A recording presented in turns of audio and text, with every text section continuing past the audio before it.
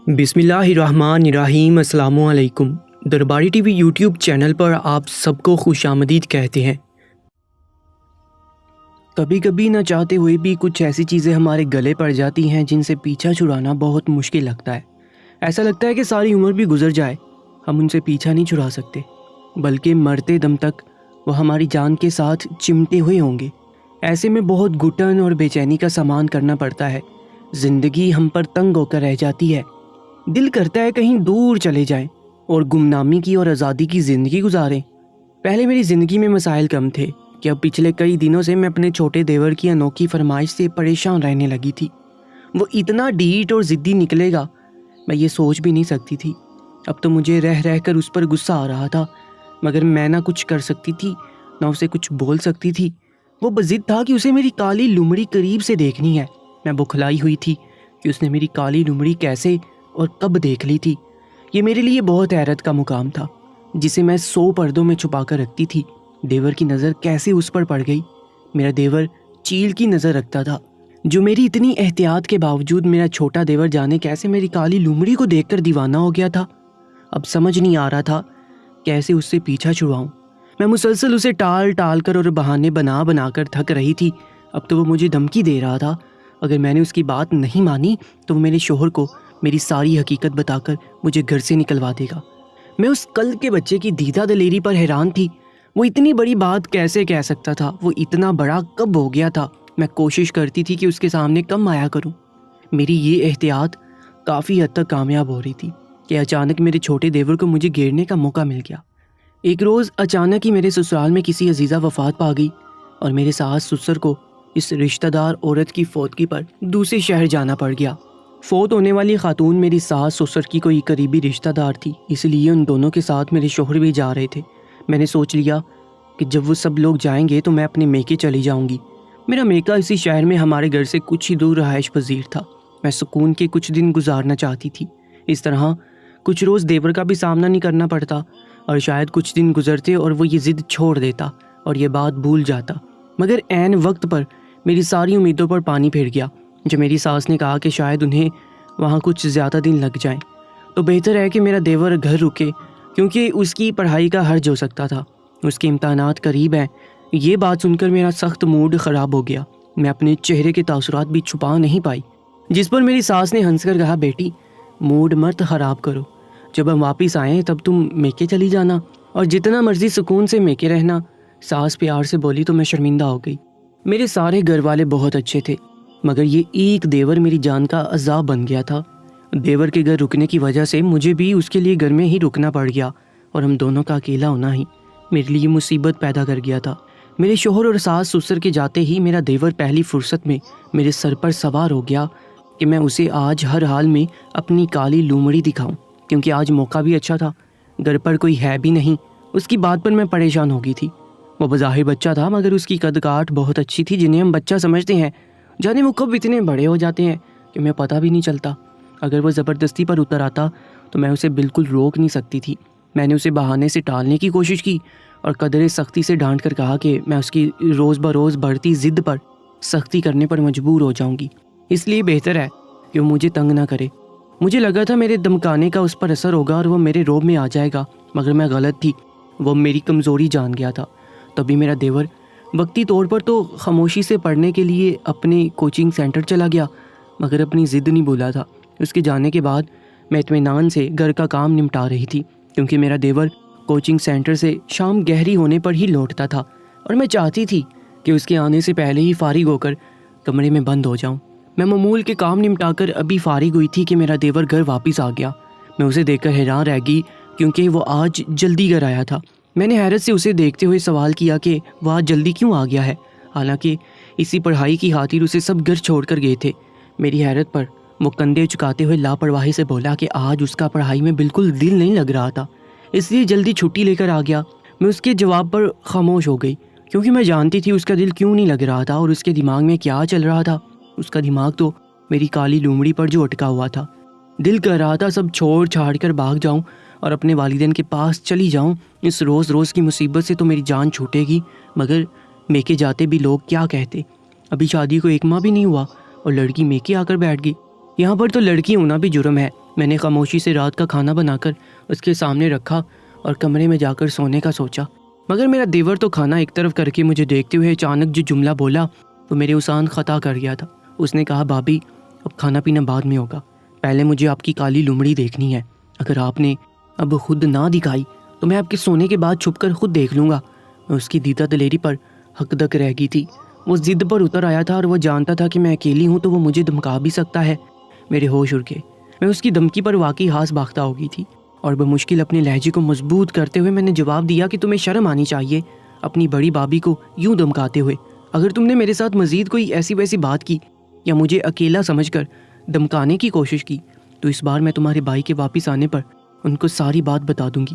میری بات پر وہ ڈٹائی اور سکون سے بیٹھا مسکرانے لگا اور مجھے جتاتے ہوئے بولا کہ دیکھ لیں بھابھی، بھائی کو میری بات بتاتے ہوئے آپ کو بھی اپنا راز فاش پڑے گا، وہ راز جو اس گھر میں صرف میں جانتا ہوں، اور کسی اور نے جان لیا تو شاید آپ میری بھابھی ہی نہ رہیں، شاید بھائی آپ کو گھر سے نکال دیں۔ اب آپ کیا کریں گی؟ اس کے الفاظ پر میں ساکت رہ گئی تھی۔ اس کے الفاظ نہیں، کوئی پگھلا ہوا سیسا لگ رہا تھا جو اس نے میرے کانوں میں ڈالا تھا۔ حقیقت تھی تو بہت تلخ، مگر وہ سچ کہہ رہا تھا۔ سچ سامنے آنے پر عامر مجھے چھوڑ دیتے اور یہ سوچنا بھی میرے لیے سہانے روح تھا، مگر میں سوچ بھی نہیں سکتی تھی وہ اپنے اس شوق کے لیے مجھے یوں بدلے حاضی سے دھمکائے گا۔ مجھے آج اکیلا پا کر وہ شیر بن گیا تھا۔ اس نے میری ساری خدمت کو خاک میں ملا دیا تھا۔ میں نے ہار مانتے ہوئے اسے دیکھا اور مدھم لہجے میں کہا کہ ٹھیک ہے، میں تمہیں اپنی لمڑی دکھا دیتی ہوں، مگر وعدہ کرو تم بار بار دیکھنے کا نہیں کہو گے اور یہ بات بھول جاؤ گے۔ جتنا دیکھنا ہے آج ہی دیکھ لینا اور کبھی کسی کو یہ بات مت بتانا۔ میرے ہار مان لینے پر وہ بھی اپنے پرانے مزاج میں لوٹ آیا اور بولا کہ بھابھی قسم کھاتا ہوں کبھی کسی کو یہ بات نہیں بتاؤں گا، آپ کا راز بھی راز ہی رہے گا، مگر دوبارہ نہ دکھانے کا مت کہیں۔ میں نے جب سے آپ کی کالی لمڑی دیکھی ہے میں دیوانہ ہو گیا ہوں اس کا۔ وعدہ کریں آپ اسی طرح جب بھی موقع ہو یا جب ہم دونوں اکیلے ہوں گے مجھے لمڑی دیکھنے دیں گی۔ اس کی بات پر میں سر ہلا گئی اور اسے لے کر گھر کی پچھلی طرف بنے پرانے سٹور روم کی طرف چلی گئی۔ حالانکہ میں جانتی تھی اس وقت گھر میں کوئی نہیں ہے اور ہم دونوں اکیلے ہیں، مگر پھر بھی میں ڈری ہوئی تھی۔ یہ میری شادی شدہ زندگی کا سوال تھا، اگر کوئی یہ بات جان لیتا تو میری زندگی تباہ ہو جاتی۔ میرا دیور بہت خوشی سے چلتا ہوا میرے ساتھ سٹور روم میں پہنچا اور میرے کہنے سے پہلے اس نے سٹور کا دروازہ بند کر دیا۔ میں نے ڈرتے ہوئے لائٹ جلا کر اسے کہا کہ جلدی سے لومڑی کو دیکھ لے اور پھر یہاں سے چلا جائے۔ مجھے اس پر اب بھی اعتبار نہیں تھا، میرا دل ڈرا ہوا تھا کہ وہ کبھی بھی دھوکہ دے سکتا ہے۔ میرے دیکھتے ہی دیکھتے وہ اچانک اپنا موبائل نکال چکا تھا۔ اس کی اس حرکت کا مطلب سمجھتے ہوئے میں نے اسے باز رکھنے کی کوشش کی اور روکنے کی بہت کوشش کی، مگر بدلے میں اس نے جو حرکت کی وہ میری روح فنا کر گئی۔ اس روز اپنے دیور کی زبردستی پر میں بہت زیادہ روئی تھی۔ میرے اعصاب پر ایک بوجھ سا آن گرا تھا۔ مجھے محسوس ہو رہا تھا جیسے یہ میری شادی شدہ زندگی کا اختتام تھا۔ یقیناً میرا دیور بعد میں مجھے دھمکانے والا تھا، کیونکہ اس نے جو حرکت اس رات کی تھی وہ یہی ظاہر کر رہی تھی کہ اس کی نیت اچھی نہیں ہے اور وہ آئندہ بھی مجھے ایسے ہی مجبور کرنے والا تھا۔ میرا نام سارہ ہے، میرے 3 بھائی تھے، جبکہ میں ان کی اکلوتی بہن تھی۔ میں سب کی بہت زیادہ لاڈلی تھی، کیونکہ میرے ددیال اور ننیال میں بھی سب کو بیٹے تھے، جبکہ بیٹیاں جس کی بھی ہوتی تھی زندہ نہیں بچتی تھی، مگر میں زندہ بچ گئی۔ مگر میرے والدین کو ہر وقت یہی خوف رہتا تھا کہ مجھے کچھ ہو جائے گا، اور ان کے اسی خوف کی وجہ سے آج تک میں نے کتنے عذاب جھیلے اس بات کا مجھے ہی اندازہ تھا۔ جب میں بڑی ہو گئی، میری شادی عامر سے ہوگی۔ میں توہم پرست خاندان سے تعلق رکھتی تھی۔ میری شادی ہوئی تو جہیز میں میرے ساتھ ایک چیز ایسی تھی جو میرے خاندان کے مطابق میری صحت اور شادی شدہ زندگی کے لیے بہت زیادہ ضروری تھی، اور وہ چیز مجھے سسرال میں سب سے چھپا کر رکھنی تھی۔ یہاں کر میں بہت بڑی مصیبت میں پھنس گئی تھی، کیونکہ ایسی چیزوں کو میں کب تک اور کیسے لوگوں کی نظروں سے چھپا سکتی تھی۔ میکے کی بات اور تھی، مگر سسرال میں ایسا ممکن نہیں تھا۔ مجھے لگا تھا شادی کے بعد اس عذاب سے میری جان چھوٹ جائے گی، مگر یہ تو میرے سر پر ہمیشہ کے لیے مسلط کر دیا گیا تھا۔ دل کرتا تھا اپنی زندگی ہی ختم کر دوں، مگر میرے گھر والے جو مجھ سے اتنی محبت کرتے تھے ان کے لیے خود کو ایسا کرنے سے باز رکھتی تھی، اور میں کبھی بھی حرام موت نہیں مرنا چاہتی تھی۔ میں نے اسے اپنے ساتھ لے جانے سے صاف انکار کر دیا۔ میں اس چیز کو اپنے ساتھ سسرال میں لے جا کر اپنا تماشا نہیں بنانا چاہتی تھی، نہ لوگوں کو سوال جواب کا موقع دینا چاہتی تھی، اور بقول امی کے مجھے شادی کے 4 ماہ تک اسے اپنے ساتھ چھپا کر رکھنا تھا، مگر ایسا ممکن نہیں تھا۔ میں کیسے اسے چھپا کر رکھتی؟ مگر امی نے کہا اگر میں اسے اپنے ساتھ نہیں لے گئی تو شادی کے بعد طلاق کا دبا لے کر گھر واپس آؤں گی۔ یہ بات سن کر میں بہت گھبرا گئی۔ ظاہر ہے مجھے بھی ڈر لگنے لگ گیا، اور ویسے بھی 4 ماہ کی تو بات تھی، کون لڑکی چاہے گی کہ اس کی طلاق ہو؟ ناچار مجھے وہ چیز اپنے ساتھ لانی پڑی، وہ تھی ایک کالی لومڑی۔ یہ تو سچ شکر کہ وہ لومڑی گونگی تھی، ورنہ میرے لیے زیادہ مسائل کھڑا کرتی، کیونکہ ایک جانور کو تو ہم نہیں کہہ سکتے کہ خاموش رہو، وہ ہماری بات سمجھ نہیں سکتا۔ میں اسے اپنے ساتھ ایک بڑے سے تھیلے میں بند کر کے اپنے ساتھ لے آئی۔ کسی کو مجھ پر شک نہیں ہوا کیونکہ دہیج کا بہت سارا سامان تھا۔ کسی کو معلوم نہیں ہو سکا کہ اس تھیلے میں کیا ہے، سب بہت مصروف تھے، کسی کی نظر اس پر نہیں گئی، اور یہی میرے حق میں بہتر تھا۔ شروع میں تو میں نے اپنے کمرے سے منسلک سٹور میں اسے چھپا دیا اور وہاں پر ہی اسے کھانے پینے کی چیزیں دیا کرتی تھی، مگر جیسے ہی کچھ دن اور گزرے میں نے سارے گھر کا جائزہ لیا اور گھر کے پچھلے حصے میں بنے سٹور روم میں اسے چھپا دیا، کیونکہ مجھے ڈر تھا کمرے کے ساتھ منسلک سٹور میں میرے شوہر کی نظر اس پر پڑ سکتی تھی، اور اسے اچانک ایسے سٹور میں دیکھ کر میرا شوہر کہیں خوفزدہ نہ ہو جائے۔ ظاہر ہے کوئی بھی شخص گھر کے یا کمرے کے اندر کسی جانور کو دیکھے گا تو خوفزدہ ہونا تو بنتا ہے، جبکہ وہ ان کا پالتو جانور بھی نہ ہو، جنگلی جانور ہو۔ جب تک یہ 4 ماہ نہیں گزرتے یہ لومڑی میرے سر پر عذاب کی طرح مسلط تھی۔ میں نے اسے 7 پردوں میں چھپا کر رکھا، مگر نہ جانے کیسی میری لاکھ احتیاط کے بعد بھی میرا دیور میرے راز تک پہنچ گیا تھا۔ تب سے میں مزید پریشانی کا شکار ہو گئی تھی۔ میرا وہ دیور جسے شادی کے بعد صرف ایک بچہ سمجھتی تھی، وہ اچانک ہی میرے ساتھ عجیب رویہ رکھنے لگا تھا۔ وہ ایک دم گھر کے کونوں خدروں میں مجھے کام کرتا ہوا پا کر میرے سر پر سوار ہو جاتا اور ایک ہی فرمائش کرتا تھا کہ اسے میری کالی لومڑی دیکھنی ہے۔ میں پہلے تو اسے بچہ سمجھ کر ہنس دیتی تھی، مگر اس کی فرمائش تو دن بدن ضد پکڑنے لگی تھی۔ میں اس کی ضد سے پریشان ہو جاتی تھی، مجھے ڈر تھا کوئی اس کی بات نہ سن لے۔ وہ بھی اس بات کا خیال رکھتا تھا، مجھے اکیلے میں ہی کالی لومڑی دیکھنے کی ضد کرتا تھا۔ میں اس کی فرمائش پر بوکھلا جاتی تھی کہ آخر اس نے میری کالی لومڑی کیسے دیکھ لی تھی۔ میرے پوچھنے پر وہ ہنسنے لگا اور بولا کہ کچھ دن پہلے جب آپ چھپ کر سٹور میں گئی تھی میں بھی آپ کے پیچھے تھا، اور اسی دن میں نے سٹور میں آپ کی کالی لومڑی دیکھ لی تھی۔ اس کی بات پر میں بہت بری طرح شرمندہ ہو گئی تھی، میری بد احتیاطی نے مجھے پھنسا دیا تھا۔ میں اپنے دیور کو چپ کروانے کی خاطر اس کی منتیں کرنے لگی اور اسے چپ رکھنے کے لیے اس کے لیے فرمائشی کھانے بناتی رہ جاتی تھی۔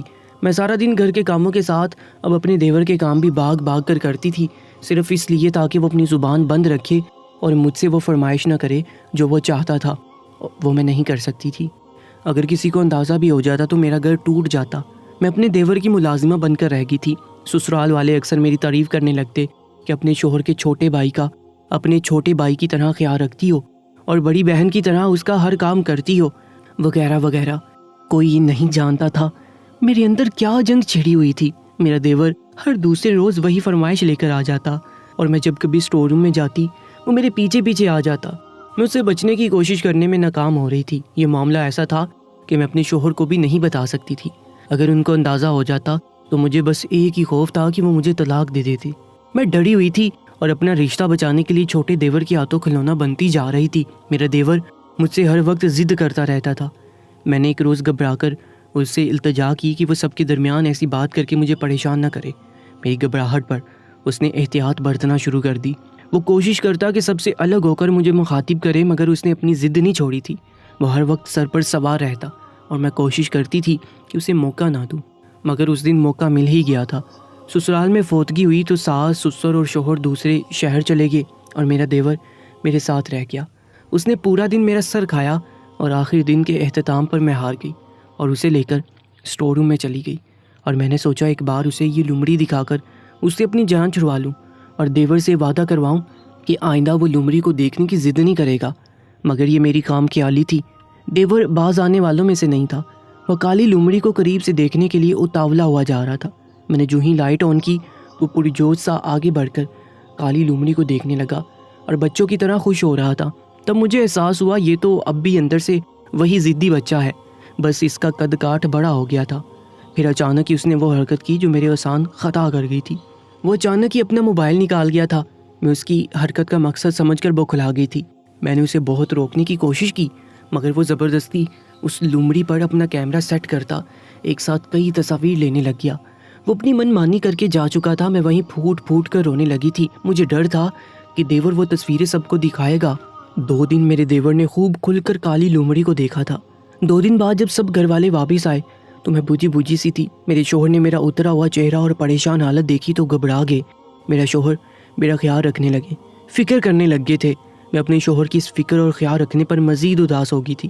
اپنے شوہر جیسے اتنے اچھے انسان کو میں دھوکہ دیتی رہی تھی۔ مجھے اب شرمندگی ہو رہی تھی اور کچھ میں اب اپنے شوہر سے سب چھپا چھپا کر تھک چکی تھی۔ ایک روز میں نے اپنے شوہر کی اسی طرح بار بار پوچھنے پر انہیں اپنے بارے میں سب بتا دیا۔ میں نے اپنے شوہر کو بتا دیا کہ بچپن میں پیدا ہوتے ہی میں بہت شدید بیمار رہنے لگی تھی۔ 15 سال کی عمر تک گھر والوں نے میرا ہر قسم کا علاج کر کے دیکھ لیا تھا، مگر میری صحت بحال نہیں ہو رہی تھی۔ تنگ آ کر گھر والے ڈاکٹروں سے حکیموں تک پہنچے اور حکیموں سے پیر و فقیروں تک جا پہنچے۔ ایسے میں کسی نے ہمیں بہت دور پہاڑی والے بابا کے بارے میں بتایا اور کہا کہ وہ بابا ہر مرض کا علاج کرنے میں ماہر ہے۔ میرے ماں باپ مجھے اس بابے کے پاس لے گئے اور میرا مسئلہ بتایا کہ میں ہر وقت بیمار رہتی ہوں، جس کی وجہ سے میں نہایت کمزور اور لاغر سی تھی۔ وہ پہاڑی والا بابا نہایت عجیب سا انسان تھا۔ اس نے میرے ماں باپ کو میری بیماری کا نہایت انوکھا علاج بتایا تھا، جس کے لیے اس نے پہلے ہی بتایا کہ کچھ باتوں کا نہایت خیال رکھنا پڑے گا، ورنہ میں پھر سے بیمار رہنے لگوں گی۔ میرے ماں باپ جو پہلے ہی ڈرے ہوئے تھے مزید ڈر گئے۔ اس بابا نے ہمیں ایک بالکل سیاہ لومڑی کا بچہ دیا اور کہا کہ اسے میں ہمیشہ اپنے ساتھ رکھوں، مگر ایک انوکھی سیاہ لومڑی کو اپنے ساتھ رکھنا بہت سے لوگوں کو عجیب لگتا تھا، اس لیے گھر آ کر میرے والدین نے اس کالی لومڑی کو ہمیشہ یوں چھپا کر رکھا کہ انجان لوگوں کو اس کا پتہ نہ چلے۔ میں نے بھی اس بات کا ہمیشہ خیال رکھا، اور جب میری شادی کی عمر ہوئی تو اس بابا نے کہا کہ اس لومڑی کا بچہ اپنے ساتھ شوہر کے گھر میں لے جائے، ورنہ بیمار ہو جائے گی یا طلاق لے کر واپس آئے گی۔ اس کالی لومڑی کا بچہ میں اپنے ساتھ سسرال میں بھی چھپا کر لائی۔ کالی لومڑی کو رکھا اور کسی کو بینک نہیں پڑنے دی تھی۔ میں چھپ کر اسٹور روم میں جاتی اور اسے کھلاتی پلاتی، مگر میرے دیور نے جانے کیسے وہ کالی لومڑی دیکھ لی اور اسے وہ کالی لومڑی قریب سے دیکھنے کا شوق ہو گیا۔ مجھے خوف تھا کہ اگر کسی کو اس لومڑی کے بارے میں پتہ چلا تو مجھے چھوڑ دیا جائے گا، یا کسی نے میری کالی لومڑی کو نقصان پہنچایا تو میں مر جاؤں گی، یا اب مجھے طلاق دے کر گھر سے نکال دیں گے۔ میرے ذہن میں بچپن سے ایسے وہم اور اندیشے بٹھا دیے گئے تھے، نہ چاہتے ہوئے بھی میں ان پر یقین کرنے لگی تھی، مگر لاکھ احتیاط کے باوجود آپ کا بھائی کالی لومڑی تک پہنچ گیا تھا۔ اور جب اس نے تصاویر بنائی تو میں سمجھ گئی کہ وہ دوستوں کو دکھائے گا اور سب کو اصلی لومڑی دکھانے کی ضد کرے گا۔ میں خوف سے زرد پڑتی جا رہی تھی۔ میں اپنی ساری کہانی سنا کر رو رہی تھی اور میرے شوہر سب سن کر حیرت زدہ رہ گئے تھے۔ انہیں حیرت تھی کہ میں اور میرا پڑھا لکھا گھرانہ اتنا جاہل تھا کہ ہمیں ایک لومڑی اپنی صحت اور خوشی کی وجہ لگتی تھی، اور ہم نے ایک لمبے عرصے سے ایک معصوم جانور کو قید میں رکھا ہوا تھا۔ اسے یقین نہیں آ رہا تھا کہ میں اسے اپنی کہانی سنا رہی ہوں۔ اسے یہ سب پرانے دور کی باتیں لگ رہی تھی اور میں اپنے شوہر کے سامنے شرمندہ سی بیٹھی تھی۔ آج اس لومڑی کی وجہ سے میں اپنے شوہر سے آنکھیں نہیں ملا پا رہی تھی۔ میرے رونے پر میرے شوہر نے مجھے چپ کرواتے ہوئے سمجھایا کہ انسان کی صحت یا زندگی، موت صرف اللہ کے ہاتھ میں ہے۔ ایک معصوم جانور کو کم عمری میں اس کی ماں سے جدا کر کے قید میں رکھے رہنے سے مجھے شفا تو کیا الٹا آہ لگتی رہی ہوگی۔